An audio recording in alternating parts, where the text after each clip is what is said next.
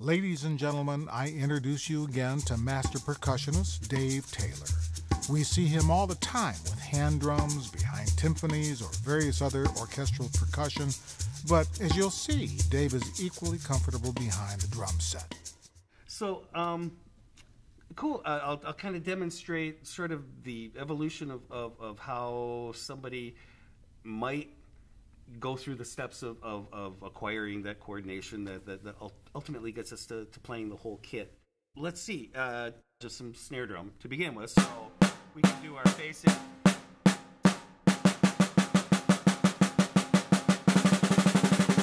Some of our basic patterns. What do you call that pattern? Oh, okay. The first pattern I was doing and the second actually were singles.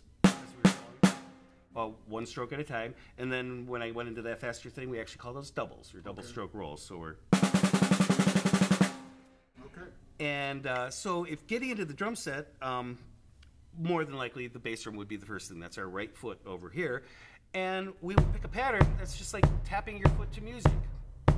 So once that's rolling, just to see if that can line up.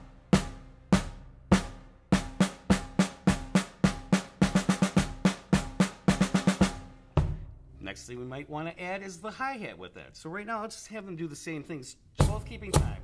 Now, later, you know, it will get more advanced. Might be something different.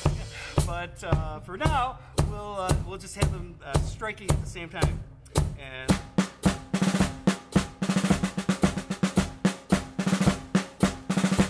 you see how march things work very well with just getting the feet sort of going. Right.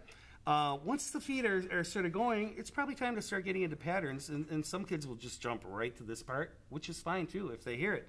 But our most basic pattern, and I love it, Robert Ty, I believe, the guitarist, coined this phrase, but the big dumb guy beat. The beat we all use on that rock and roll song, and it sounds like this.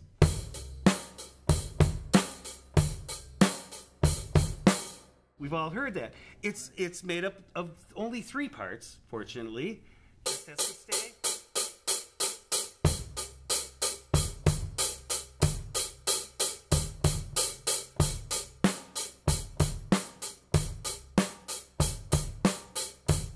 So that's our kind of basic pattern, and that can actually get you through a lot of the pop music. But obviously, you don't want to stop there.